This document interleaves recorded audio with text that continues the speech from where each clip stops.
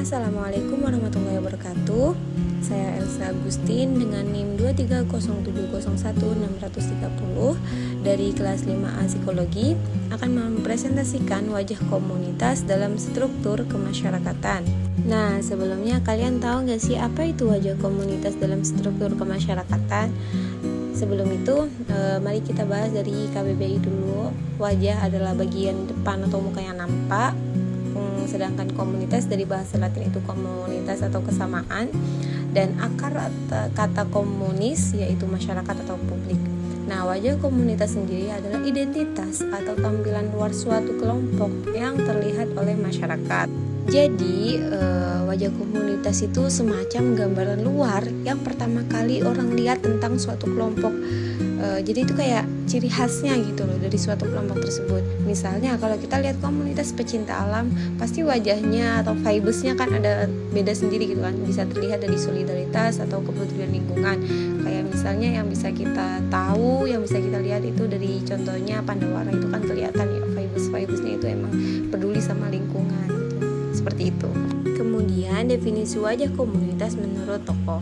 Menurut Wenger 2002, wajah komunitas adalah hal-hal yang terlebih dahulu nampak dari bagian depan suatu perkumpulan yang berbagi lingkungan, umumnya memiliki ketertarikan, kebiasaan, tujuan, kepercayaan, dan sumber daya yang sama.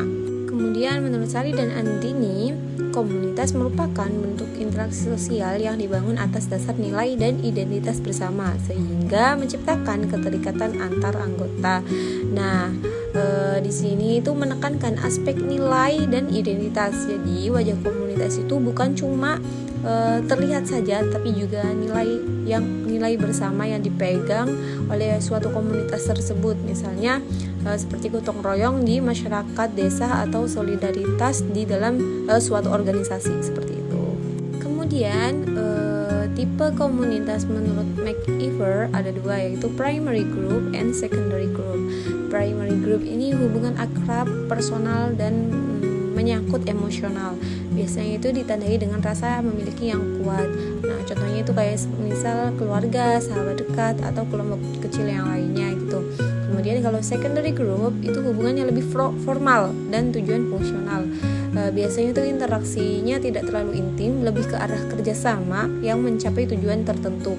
Contohnya seperti organisasi kampus, komunitas profesi, ataupun yang lainnya.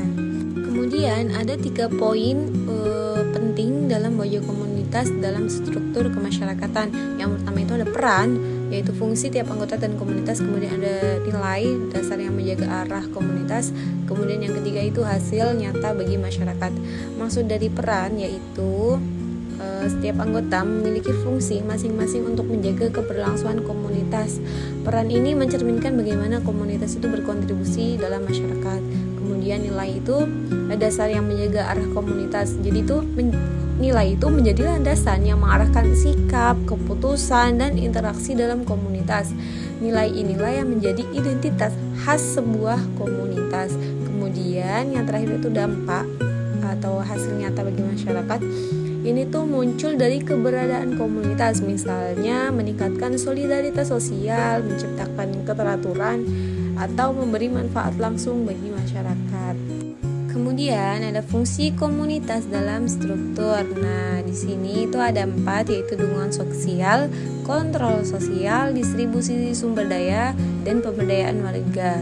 Nah, maksudnya itu dari dukungan sosial itu seperti gotong royong, saling membantu saat ada kesulitan, dan lain-lain. Kemudian yang mekanisme kontrol sosial ini contohnya itu kayak misal menghadirkan aturan atau norma-norma dan sanksi untuk menjaga keteraturan agar teratur.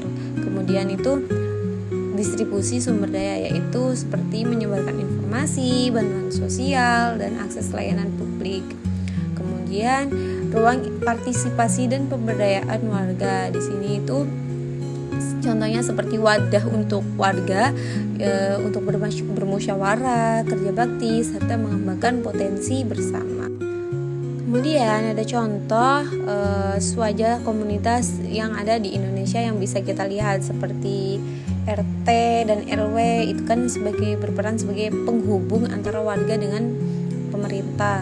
Kemudian Kemudian itu ada posyandu yang menjadi contoh kolaborasi komunitas dengan puskesmas untuk meningkatkan kesehatan ibu dan anak. Kemudian ada komunitas keagamaan, biasanya kita lihat seperti majelis taklim, pengajian dan sebagainya, itu berfungsi untuk memperkuat solidaritas sekaligus mengontrol norma. Kemudian itu ada contoh lainnya itu ada komunitas adat seperti Banjar di Bali atau masyarakat Badui yang menjaga tradisi dan nilai sosial yang telah diwariskan secara turun-temurun. Kaitannya dengan psikologi komunitas ini memiliki peran penting dalam membangun sense of community atau rasa memiliki. Melalui komunitas, warga merasa menjadi bagian dari suatu kelompok dan terikat secara emosional. Jadi itu komunitas juga menjadi sarana pemberdayaan karena memberi ruang partisipasi dan kesempatan untuk menyuarakan aspirasinya mereka. Pendekatan ekologi dalam psikologi komunitas ini menunjukkan bagaimana hubungan individu, komunitas, lembaga, dan masyarakat saling terhubung serta mempengaruhi satu sama lain. Kemudian dalam Islam itu kita diajarkan pentingnya kebersamaan, solidaritas, dan tolong-menolong dalam kehidupan sosial.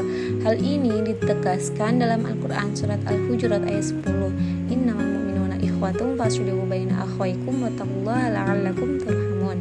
Sesungguhnya orang-orang mukmin itu bersaudara, karena itu damaikanlah antara kedua saudaramu dan bertakwalah kepada Allah agar kamu mendapat rahmat. Nah, dalam ayat ini menegaskan bahwa sesama mukmin atau manusia adalah saudara. Dalam konteks psikologi komunitas ini menjadi wadah persaudaraan yang memperkuat kebersamaan, solidaritas, serta tanggung jawab sosial. Demikianlah presentasi dari saya. Apabila banyak salah kata, mohon maaf.